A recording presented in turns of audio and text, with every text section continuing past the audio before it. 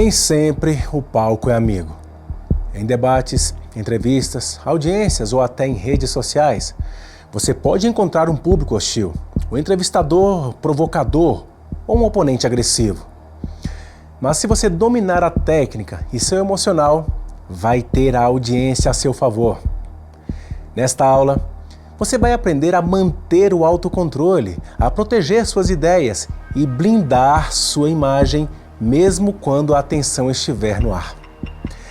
Alguns dos temas que vamos abordar hoje você já viu em aulas anteriores, mas vamos revisitá-los para que você compreenda como aplicar algumas dessas técnicas dentro de um contexto específico, a comunicação sob pressão, que são as situações quando a audiência ou o ambiente não estão a seu favor.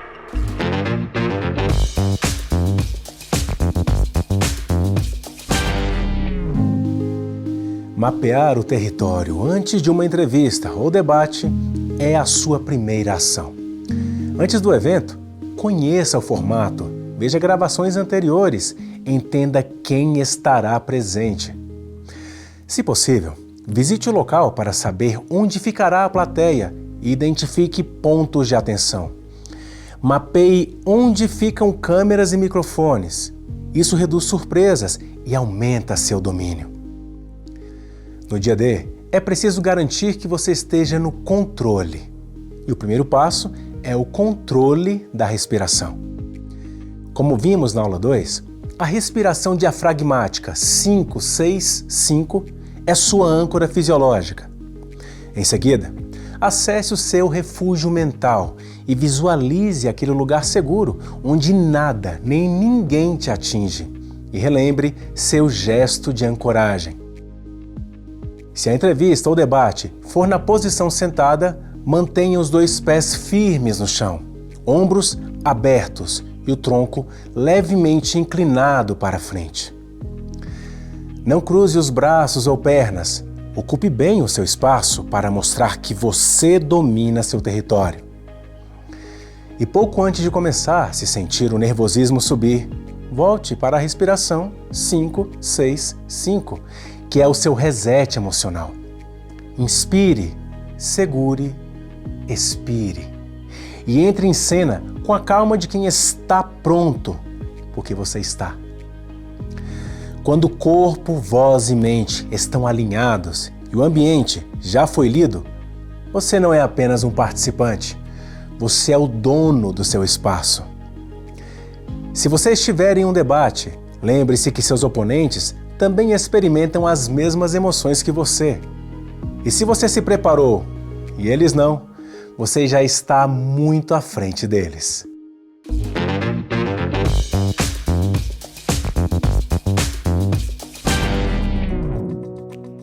Antes de irmos para novas estratégias, vamos relembrar 2 que já vimos na aula 12. Na primeira, bloquear e redirecionar, você reconhece a pergunta ou ataque, mas conduz o debate para a sua área de domínio.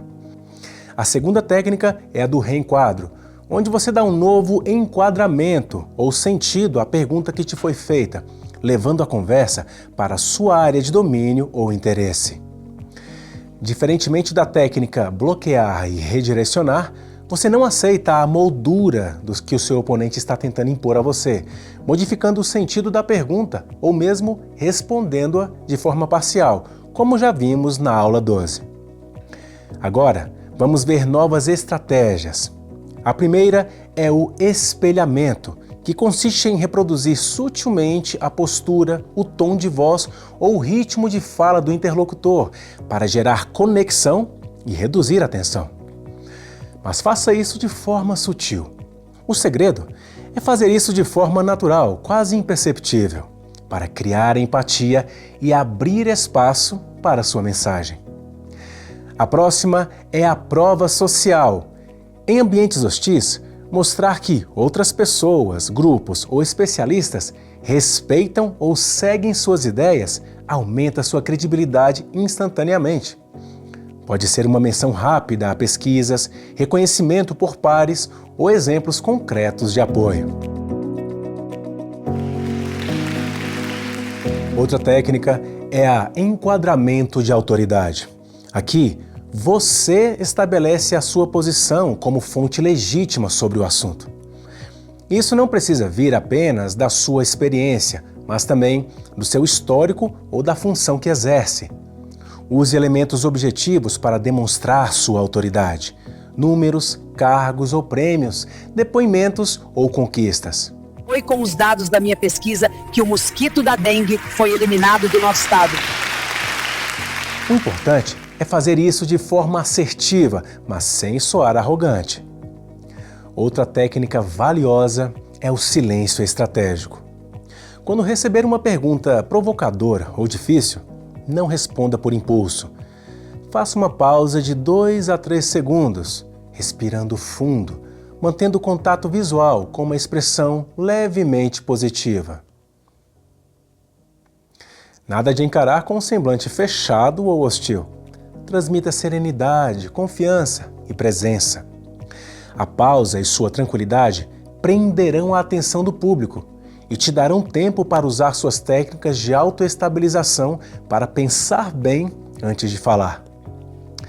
Com essas 5 técnicas, espelhamento, prova social, enquadramento de autoridade, silêncio estratégico, além do bloquear e redirecionar e do reenquadro, você já terá um arsenal robusto para proteger suas ideias sob pressão. Escolher entre elas depende do contexto e do objetivo naquele instante. E a combinação certa dessas estratégias aumenta suas chances de manter o controle e a credibilidade, mesmo nos cenários mais tensos.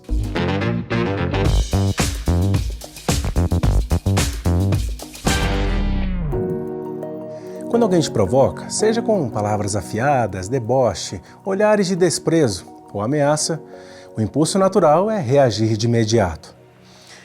Mas essa é exatamente a armadilha na qual muitos adversários querem que você caia. Responder no calor do momento pode até aliviar a pressão interna do teu ego, mas não é a melhor estratégia.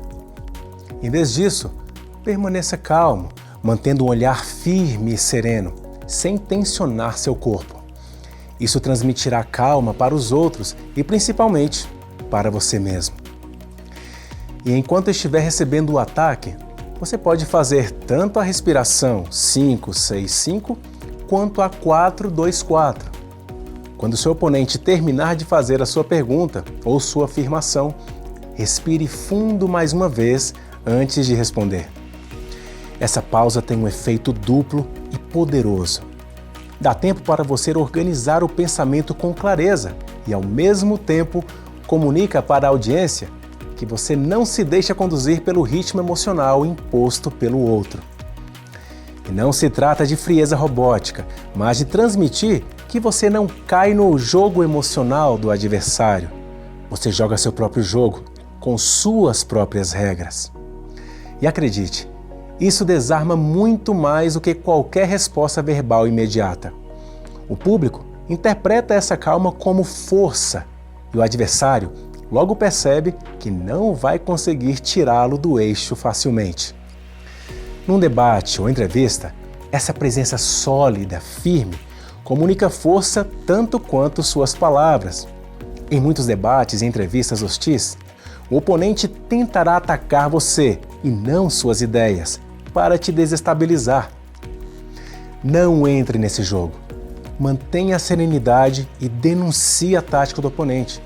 Você pode dizer, por exemplo, vejo que você está tentando questionar a minha credibilidade, mas só está fazendo isso porque não está conseguindo contestar as minhas propostas.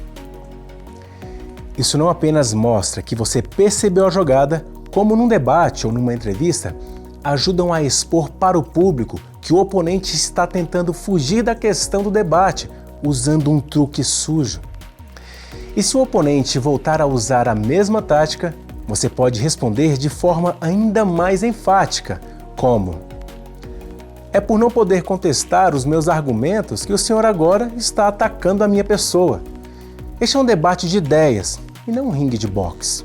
Nossa audiência foi convidada a ver um debate de ideias e, por respeito a ela, devemos voltar a debater ideias e não atacar pessoas. Se o oponente estiver firmemente dedicado a jogar sujo para te desestabilizar, use a técnica do desenho animado. É engraçado e é por isso que funciona muito bem. Você vai visualizar mentalmente sobre a cabeça do adversário a cabeça de um personagem de desenho animado exagerado, com traços bem cômicos. Um pode ser o Coiote, outro o Papaléguas ou o Dumbo. Vai ser difícil você se deixar intimidar pelas agressões do Pateta, por exemplo. Essa técnica ajuda a tirar parte da carga emocional do ambiente e ajuda você a manter a sua calma. O público não vai saber o que você está fazendo, mas perceberá a sua postura relaxada e isso muda o clima a seu favor. Quando o clima esquenta, a tendência natural é que todos acelerem a fala e os gestos. Sua estratégia deve ser fazer exatamente o oposto. Desacelerar propositalmente, controlando o ritmo das palavras. Isso forçará tanto o adversário quanto a audiência a seguirem o seu compasso. Isso cria uma inversão de poder. Não é você que acompanha o calor do momento, é o momento que se ajusta a você.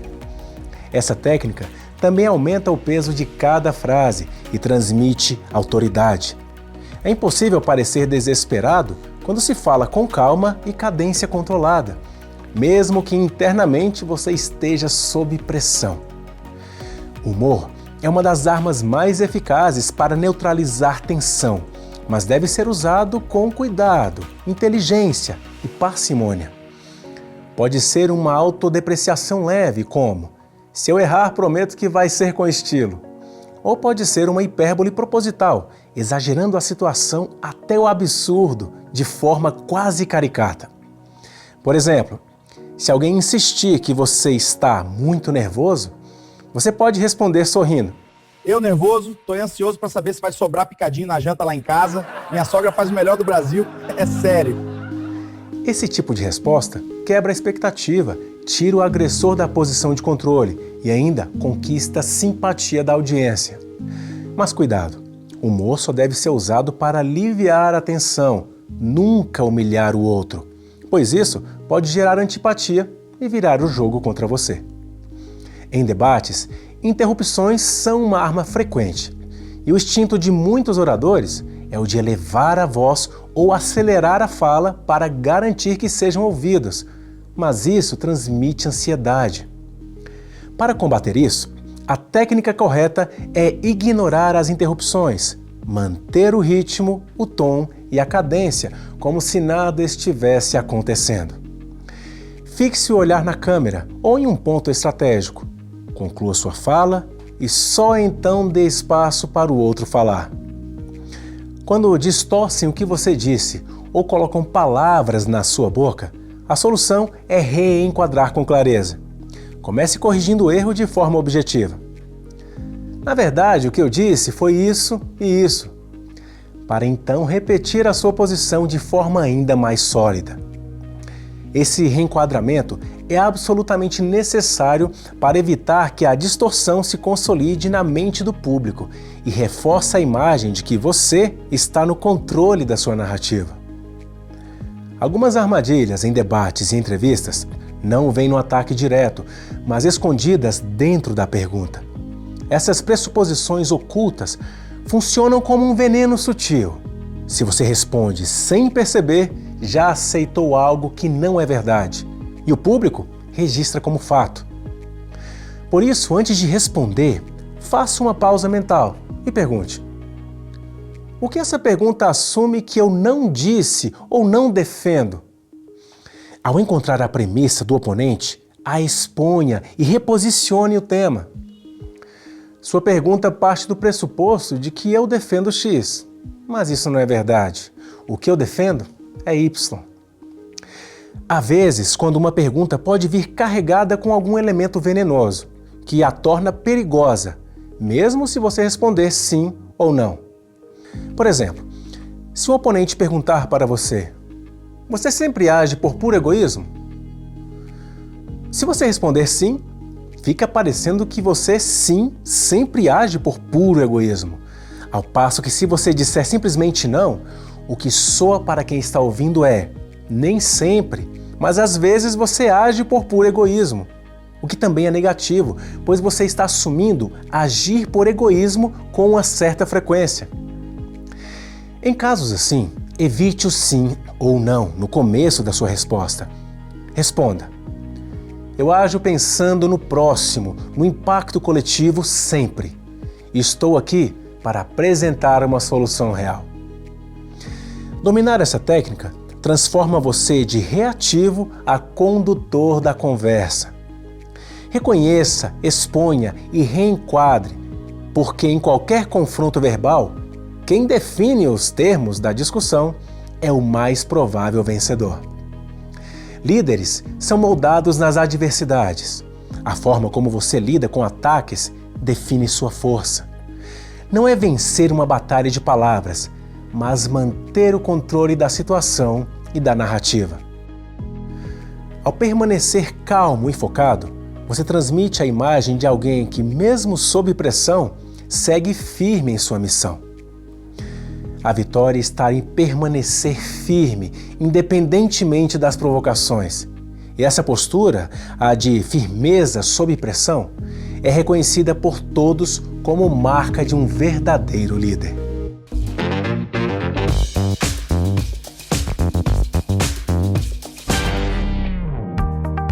Boa demais essa aula, né? Você viu como aplicar a sua autoestabilização para defender seus argumentos e a sua própria figura de orador, para responder firme, com carisma, blindando sua imagem.